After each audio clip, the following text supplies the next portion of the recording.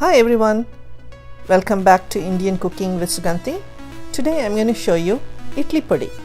Some people call it Milahai Podi, maybe because it's very spicy. Milahai in Tamil language is nothing but chili. So let's see the ingredients we'll be needing for this Idli Podi. This podi is powder, and this is a spicy powder made with chilies and several different lentils, split beans. So we fry them, roast them, grind them, and it's very easy, but it's very good to eat with idli. Idli is a steamed rice cake. Let's see the ingredients we'll be using for this idli podi. Half a teaspoon of coriander seeds and a tiny piece of asafetida. Asafetida is nothing but a gum of a tree, and it's good for gastric trouble. So tiny piece. It comes in powder also, but I prefer the actual original gum. And 1 tablespoon of tur dal or tuvaram paruppu, and 2 tablespoon of kadale paruppu or channa dal. 1 to 2 tablespoon of curry leaves. It adds flavor to your dish and also has a lot of health benefits. And few pieces of garlic. Garlic is optional. And black gram, ulundu or urudu. And I'm using the whole grain, and it's about 6 to 7 tablespoons of ulundu. And red chili, red dry chili. This is one of the main ingredients for the idli podi. This is one of the reasons they call it Milahai podi. And you can control as much as you want according to your taste. My family takes a lot of spice, so I use a lot of red chili. And salt according to your taste. Let's start the preparation. Use a heavy bottom kadai or a pan, and I'm using a kadai, and I always use stainless steel cooking vessels, and I avoid aluminium for health reasons. Add a little bit of oil, about a tablespoon of oil. Once the oil is warm, add the garlic and roast it. Brown it to a crispiness and make sure not to burn it. When I make the idli podi, sometimes I add garlic and sometimes I don't. The reason we add garlic and asafetida to this mixture is to avoid gastric problems. Since we use a lot of lentils in this dish, lentils tend to create gas in the stomach. So garlic and asafetida actually controls the gas created by the lentils. Garlic is roasted, so take it out and cool it.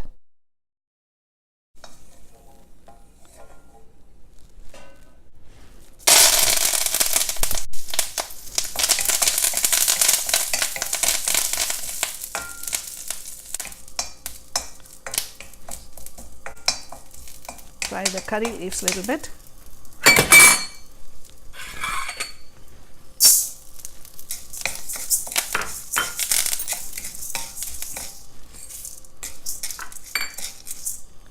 Add all the other ingredients. I added everything except the red dry chilies.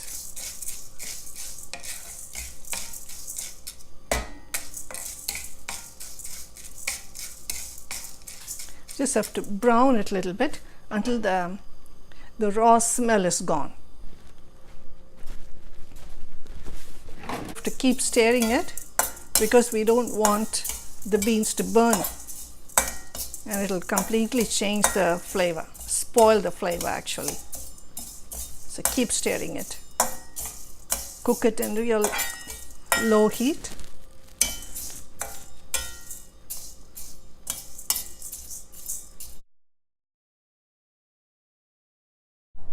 Actually, this asafetida, I should have roasted it along with the garlic. When it's roasted, it will swell and it will turn white and a little bit lighter and very crispy to grind. Make sure the beans are evenly roasted, but keep stirring it. And there should not be any rawness in the beans. Since we're going to eat it raw, there should not be any rawness. Asafetida, when it's nicely roasted, look at this, it'll bulge like this and it'll turn white and very crispy.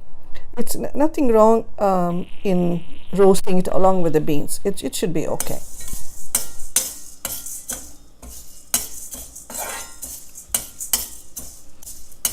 When all the beans are nicely roasted, you'll get a beautiful aroma, and that's when you can stop. You can turn the stove off.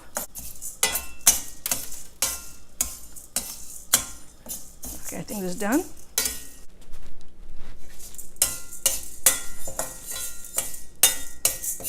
I turn the stove off and I remove the kadai away from the hot stove. I'm going to transfer this into the plate to let it cool.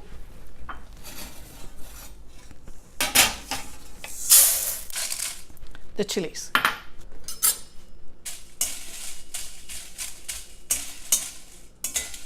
You just have to roast the chilies until it's crispy. If the pan is warm enough, you can just roast it in that warm pan. You don't even have to turn the stove on.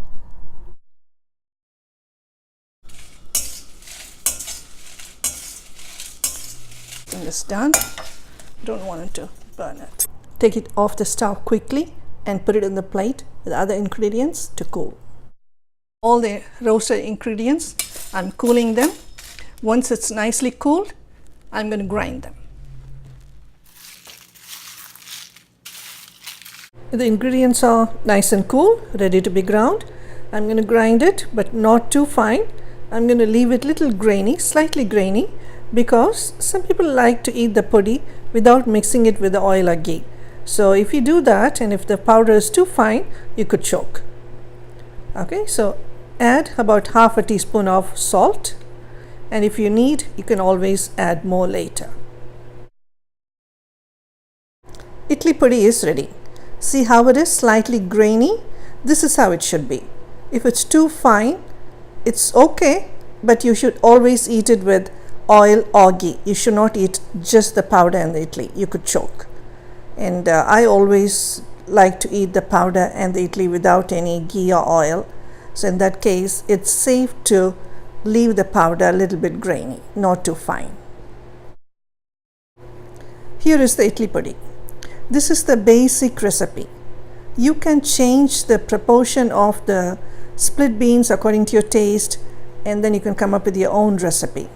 Just try maybe reducing the urud dal and increasing the tur dal, or don't add the tur dal, something like that. Try it and come up with your own taste and recipe. Okay, I hope you enjoy the show, and I will be back soon with idli recipe and sambar recipes. And until then, take care and thank you for watching.